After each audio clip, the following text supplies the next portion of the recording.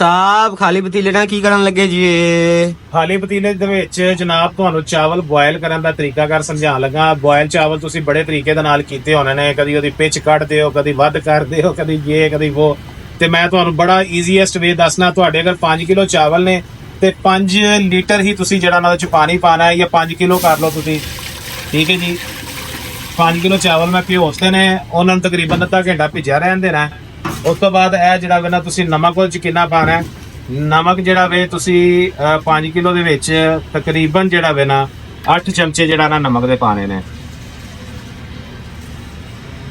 3 4 5 6 7 ਤੇ 8। ਲੋ ਜੀ 8 ਚਮਚੇ ਪੈ ਗਏ ਨਮਕ ਦੇ।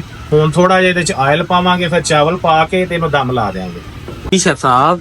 ਅੱਛਾ ਜੀ, ਪਾਣੀ ਨੂੰ ਬਬਲਿੰਗ ਆ ਗਈ ਹੈ, ਨਮਕ ਅਸੀਂ ਵਿੱਚ ਪਾਤਾ ਹੈ 5 ਲੀਟਰ ਪਾਣੀ। ਹੁਣ ਵਿੱਚ ਅੱਧਾ ਲੀਟਰ ਅਸੀਂ ਆਇਲ ਪਾਵਾਂਗੇ।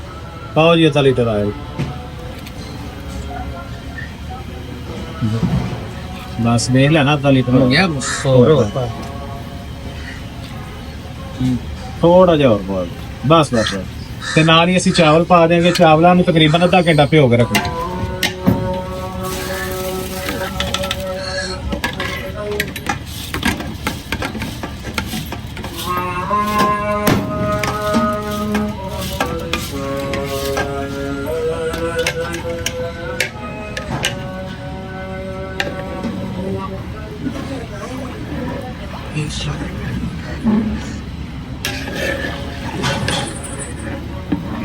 ਇਹਨਾਂ ਨੂੰ ਅੱਛੀ ਤਰ੍ਹਾਂ ਹਿਲਾ ਕੇ ਉਸ ਤੋਂ ਬਾਅਦ ਇਹਨਾਂ ਤੇ ਢੱਕਣ ਦੇ ਦਿਆਂਗੇ।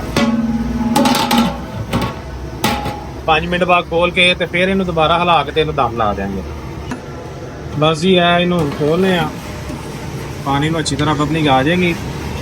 ਉਸ ਤੋਂ ਬਾਅਦ ਇਹਨੂੰ ਅੱਛੀ ਤਰ੍ਹਾਂ ਹਿਲਾ ਕੇ ਤੇ ਦਮ ਲਾ। ਪਾਣੀ ਨਾਲ ਬਬਲਿੰਗ ਆ ਗਈ ਹੈ, ਹਾਂਜੀ ਠੀਕ ਹੈ ਜੀ। ਇਹਨੂੰ ਜਿਹੜਾ ਨਾ ਦਮ ਲਾ ਦੇਣਾ। ਕਿੰਨੇ ਮਿੰਟ ਦਾ ਕੰਮ ਲਾਣਾ?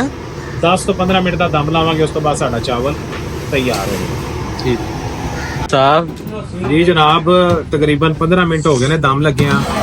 ਚੈੱਕ ਕਰਨੇ ਆ। ਕੋਈ ਫਸਟ ਕਲਾਸ ਸਾਡਾ ਚਾਵਲ ਮਾਸ਼ਾਅੱਲਾ ਰੈਡੀ ਹੋ ਗਿਆ। ਇਹਨੂੰ ਹੁਣ ਅਸੀਂ ਖੋਲ੍ਹਨੇ ਆ। ਵਾਹ ਦੇਖੋ ਇਕੱਲਾ ਇਕੱਲਾ ਦਾਣਾ।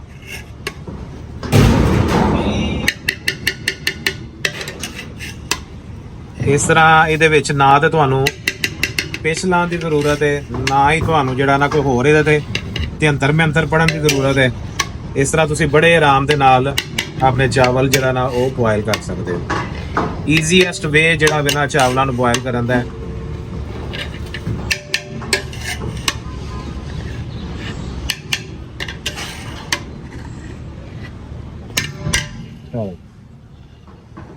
Thank you.